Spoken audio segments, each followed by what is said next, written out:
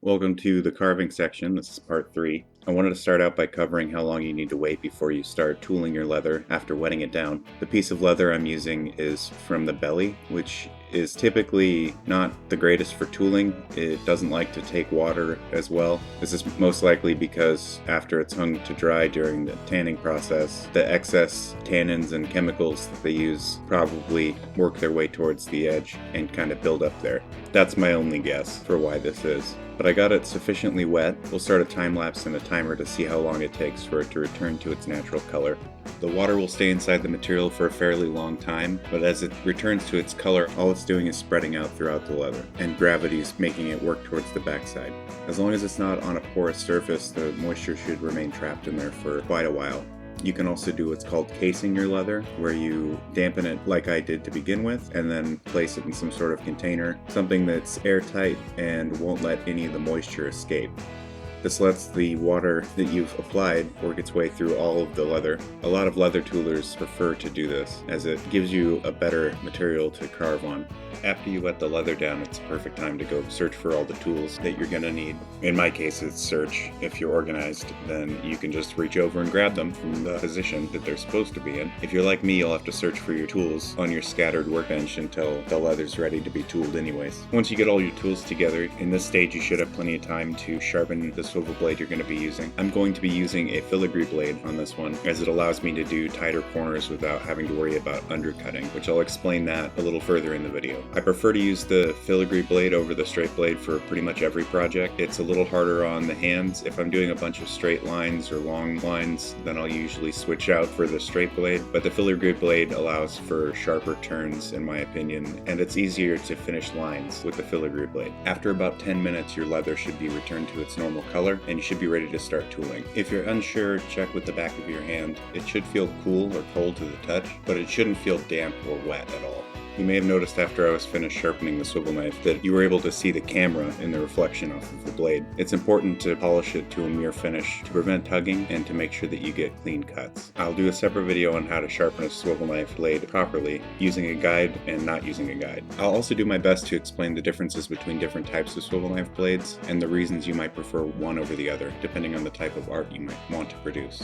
In this video, however, we're just going to cover the basic fundamentals of using a swivel knife and the little things that I do that help me out while I'm tooling. Since I am using a filigree blade in this, I will point out some of the key differences between the filigree blade and a standard swivel knife blade. Since the standard swivel knife blade has a 90-degree angle at the blade edge where you would be tucking it into the leather, you have to tip the knife quite a bit, which gives you pretty good leverage and control. However, it makes it harder to go around tight curves without accidentally cutting or marring some of the leather, which is okay if that edge is going to be beveled down, but in some cases you'll have to do that around an edge that'll be across a high surface. This is an issue that's harder to cover up during the stamping and tooling stage. Since the filigree blade has an angled edge that varies between 50 to 70 degrees, because of this you end up using the knife more upright than a standard swivel knife blade. You have better control around tight curves, and you're less likely to undercut the leather, which is when you tip the swivel knife blade from side to side as you're going around a corner, or just even on a straight line. If you're tooling a wallet, for example, and you end up undercutting a few of the lines, as it goes in and out of the pocket, this creates an area where the pocket can hang up on the leather. When that happens, over time, the skin or the smooth portion ends up separating from the other fibers in the leather, and you can end up ruining an entire piece because of it. No matter which swivel knife blade you end up choosing, the mechanics are the same. Your index finger will rest in the saddle at the top of the swivel knife and apply downward force. This will adjust the width of your line as you're tooling along. This is really the only job of that finger. The knife is really controlled by the rest of your fingers. You'll control the rotation of the swivel knife blade with your middle finger and your thumb by twisting the barrel or midsection of the swivel knife. You'll also use these fingers to pull the knife along as you're tooling. Your pinky and ring finger will help stabilize your hand, and it will also help pull the knife along as you're tooling. While you're carving, it's important to try and keep the image oriented to where you're carving towards yourself, as it's difficult to determine how much the blade is leaning from side to side as you're carving parallel to your body. You also want to do your best not to remove the swivel knife while you're in the middle of a line, as when you go to put the swivel knife back in after rotating a piece, you might not end up on the same track, resulting in a sudden bend where you're supposed to have a smooth curve. To rotate the piece in the middle of carving a line without removing the swivel knife, simply let go with your thumb and your middle finger of the barrel. Keep applying a small amount of of pressure with your index finger on the saddle and rotate the piece. The swivel knife should follow and stay on track. If you're using a standard swivel knife blade, you'll want to be a little more careful as it'll be tipped a little further as you're carving. When the blade's stuck into the leather, it doesn't like to stay in one spot as you're rotating it, which can be incredibly helpful with the filigree blade for doing small circles like I do on the buttons on Mario's jumpsuit. Because the blade is at an angle, I have it almost completely upright. And since the blade doesn't like to sit still while it's rotating, all you have to do is rotate the barrel in a complete 360, whichever direction you're trying to get your circle to go, and you'll end up with a pretty close to perfect circle. In order to accomplish the same thing with a standard swivel knife blade, the swivel knife would have to be at an angle and you would have to rotate not only the piece but your wrist in an awkward position. It's also important to be aware of where lines start and end. Some lines will go from one point and taper out on their own. Other lines will end up intersecting and stopping against another line. It's best if you start carving where these lines intersect and end where they taper out. However, in some occasions you may have to go from one intersected line to another intersected line. A good example of one of these lines would be the line that makes up Mario's elbow between his ear and his glove. You want to be careful on lines like these because his glove and his ear are both higher than his arm. In this case, I started carving at the intersection of the glove and arm and ended at the intersection of the ear and arm.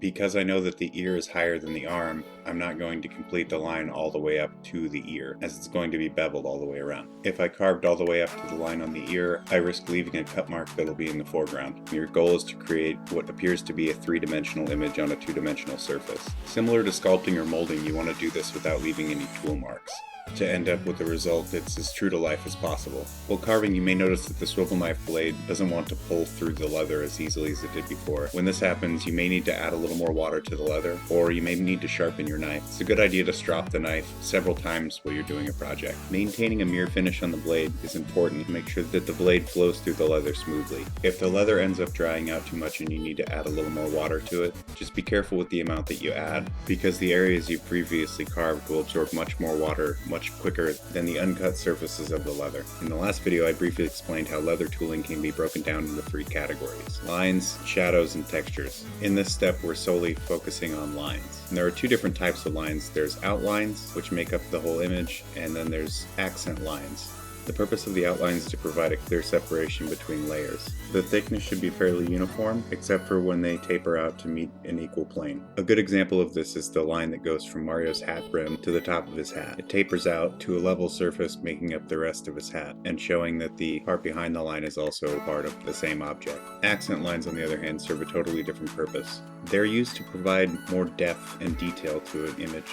In floral carving, a lot of these accent cuts are done after all the rest of the tooling is done, while in other situations you may end up doing the accent cuts along with the outlines. Personally, if I know I'm going to be adding accent cuts to a piece, I'll wait till I'm done with all of the outlines before I add them. The accent cuts I'm applying to this piece aren't going to receive any additional stamping or tooling. They'll just be cuts on a flat surface. These cuts won't be very deep and they should be fairly thin lines. I'm basically just outlining his knuckles and giving a little more depth where before there wasn't any. I've already done a few of these lines on the turtle's feet and around the lower portion of the turtle's shell. I'll also be adding a fine line between each of the color changes on individual surfaces. For example, the lines I'm putting on Mario's arm outline subtle color changes. Because this will have actual depth and it won't be just an image on a flat surface, these accent lines will actually trick the eye into thinking that there's different colors there when there actually isn't, similar to the checker shadow illusion. The last type of accent lines I use on this are just little nicks to make a surface look worn or damaged.